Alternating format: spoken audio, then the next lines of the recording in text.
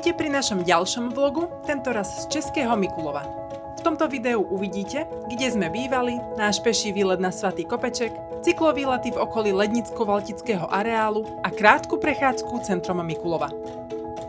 Bývali sme v hoteli Riesling, ktorý leží priamo pod Svatým Kopečkom a z jeho záhrad je nádherný výhľad na kaplnku na kopci.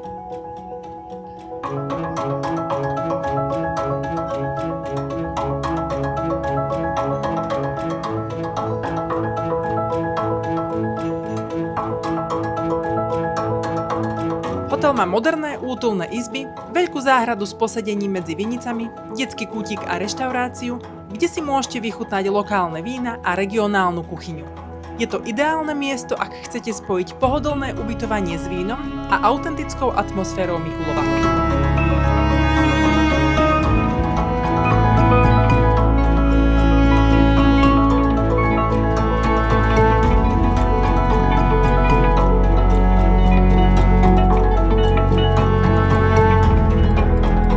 Hneď v prvý deň po príchode sme sa vybrali pešo na Svatý Kopeček.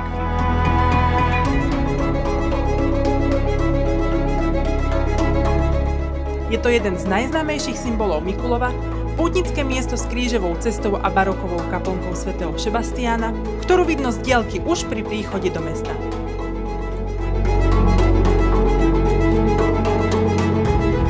Cesta hore vedie strmou cestičkou, takže aj samotný výstup je zážitok.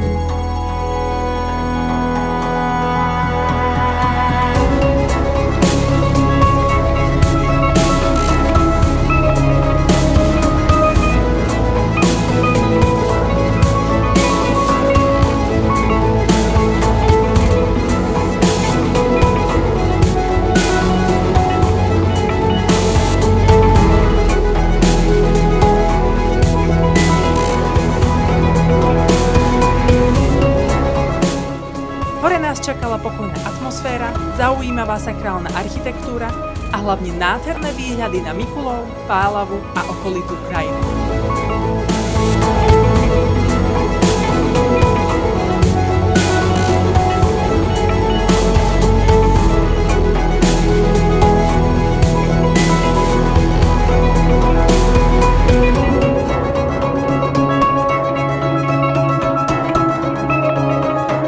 Sme si užili výhľady a chvíľu sa poprechádzali na vrchole, vybrali sme sa späť dole.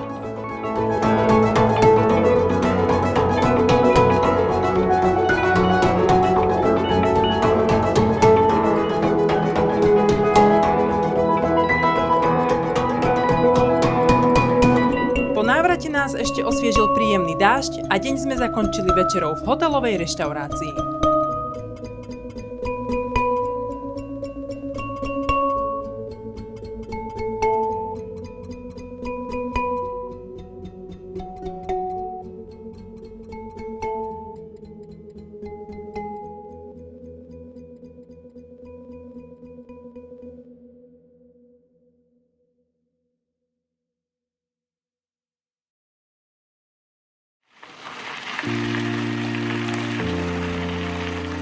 Na ďalší deň sme si naplánovali cyklovýlet po okolí.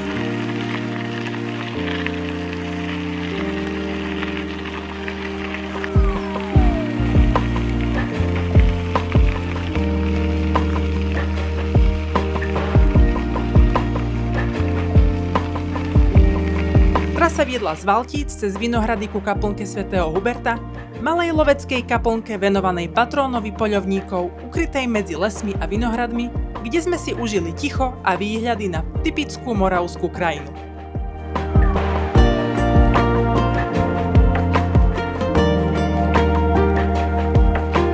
Odtiaľ sme pokračovali k súsošiu Tri Grácie, čo je elegantná klasicistická stavba uprostred krajiny. Tri ženské postavy predstavujú bohyne krásy, radosti a pôvabu a celé miesto pôsobí veľmi romanticky, ako stvorené na krátku zastávku a fotky.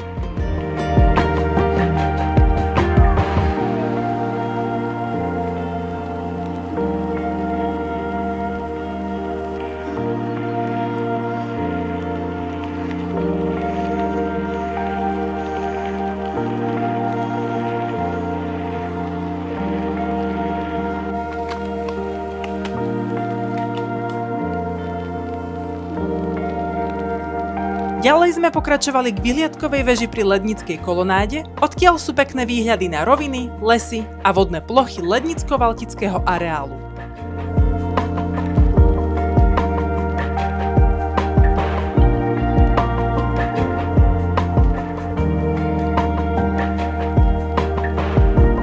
Pekne odtiaľ vidno, aký rozľahlý a premyslene upravený je celý tento kraj.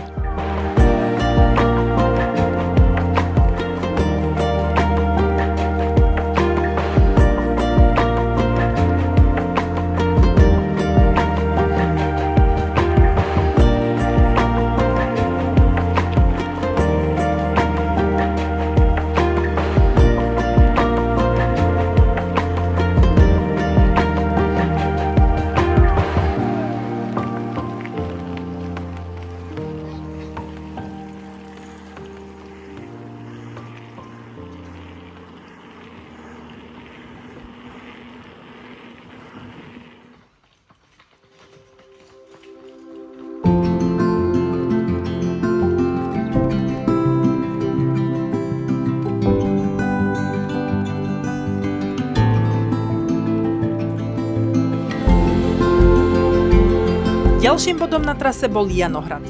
Umelá hradná zrúcanina, ktorú si dala šľachta postaviť len ako romantickú kulisu do krajiny. Vyzerá ako starý stredoveký hrad, ale v skutočnosti ide o novšiu stavbu z 19. storočia.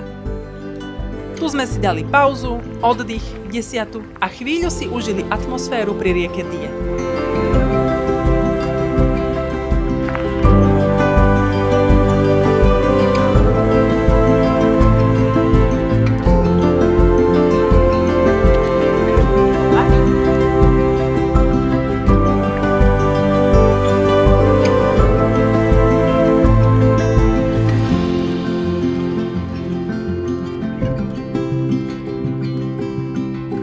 Cesta späť viedla po Valtickej aleji, krásnej ceste lemovanej stromami, ktorá spája viacere z týchto zaujímavých miest.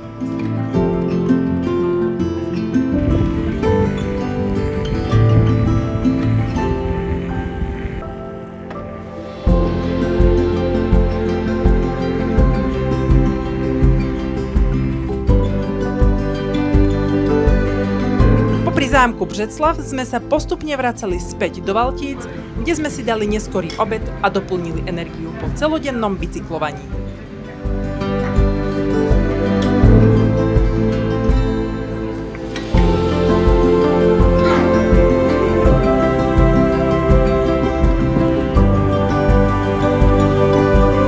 Po príchode späť do hotela sa náš Jakubko zahral v hotelovom detskom kútiku, zatiaľ čo my sme si trochu oddychli.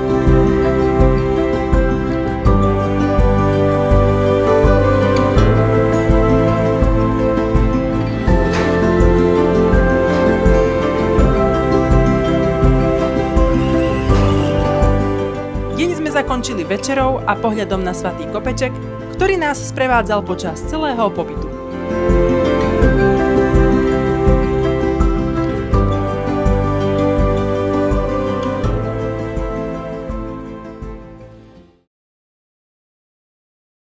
Ďalší deň sme vyrazili na ďalší cyklovýlet.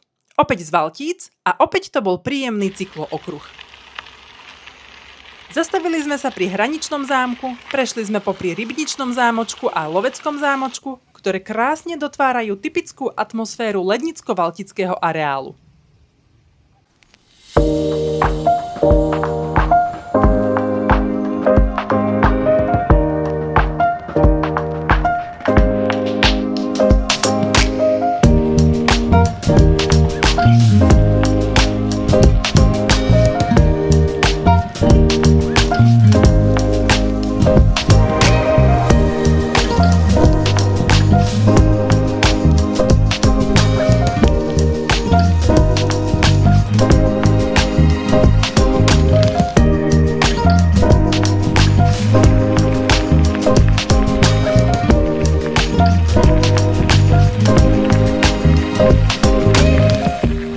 Počas výletu sme si spravili prestávku v miestnom podniku s detským ihriskom, kde si Jakubko oddýchol od cyklovozíka a trochu sa vyčantil, zatiaľ čo my sme sa v horúcom dni príjemne osviežili.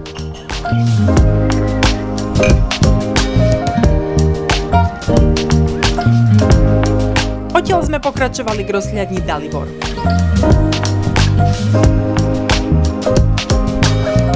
Je to moderná rozhľadňa uprostred vinohradov, z ktorej je krásny kruhový výhľad na vinohrady, polia, okolité dedinky a na Pálavu. Je to jedno z tých miest, kde si človek naozaj uvedomí, aký pokojný a fotogenický je tento kraj. Ideálne na krátke zastavenie, výstup hore a pár záberov do vlogu.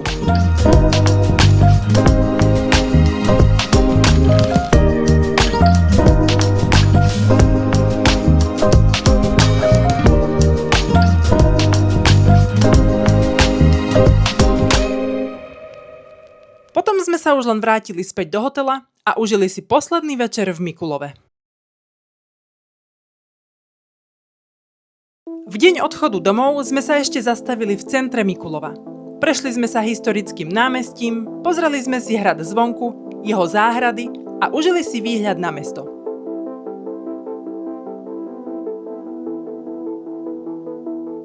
Miesto nás úplne očarilo a určite by sme ho chceli ešte lepšie spoznať. Celý tento kraj veľmi odporúčame na dovolenku. Kvôli krásnym cyklotrasám, dobrému jedlu, výhľadom, príjemnej atmosfére a v neposlednom rade kvôli moravskému vínu.